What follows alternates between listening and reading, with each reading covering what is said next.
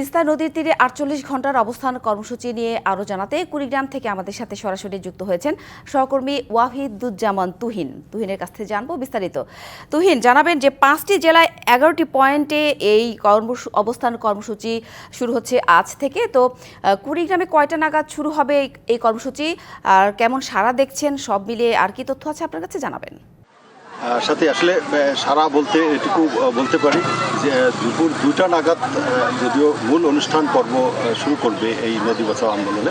মাঠের অলরাউন্ডার আমি, আর ঘরের allrounder Tilex toilet cleaner, clean মানেই টাইলক্স। তারপরেও আমি সকাল থেকে এসে দেখেছি এখানকার যে প্রত্যক্ষভাবে নদীর তিস্তার দ্বারা ক্ষতিগ্রস্ত যে মানুষগুলো রয়েছে, এর পাশাপাশি পরোক্ষভাবে যারা ক্ষতিগ্রস্ত হয়েছে তিস্তার অন্যান্য এলাকার যারা মানুষ রয়েছে তাদেরকেও দেখছি তারা আসতেছে, তারা আসা শুরু করেছে।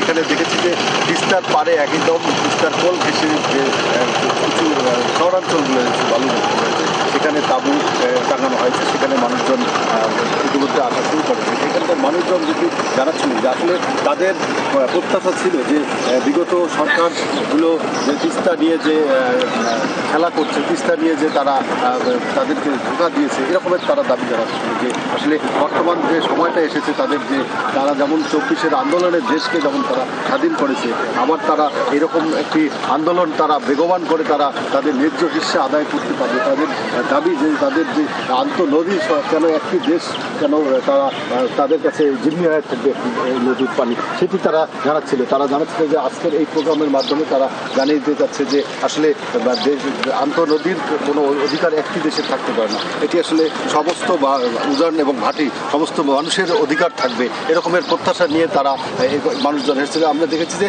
কুড়িগ্রামের মোট 3টি পয়েন্টে রয়েছে তিস্তার যে 125 কিলোমিটার যে দৈর্ঘ্য রয়েছে কুড়িগ্রামের তিস্তা সেতু থেকে চিলমারি পর্যন্ত ব্রহ্মপুত্রতে মিলিত হয়েছে, সে জায়গা থেকে প্রায় 5টি পয়েন্টে তাঁবু তৈরি করেছে নদী আন্দোলন রক্ষা কমিটির মানুষজন। তো সেই পয়েন্টগুলোতে যে মানুষের যে 48 ঘন্টা থাকার মতো যে ব্যবস্থা তারা রেখেছে সেটি রয়েছে। সেখানে দুপুরের নাগাদ যদিও শুরু হবে, এর আগে স্থানীয় শিল্পীরা জারি গান এবং হাওয়াইয়ে গান সহ মানুষকে উজ্জীবিত করতে বিভিন্ন আয়োজন রেখেছে। তো সাথে এই ছিল আমার কাছে। ধন্যবাদ তুহিন।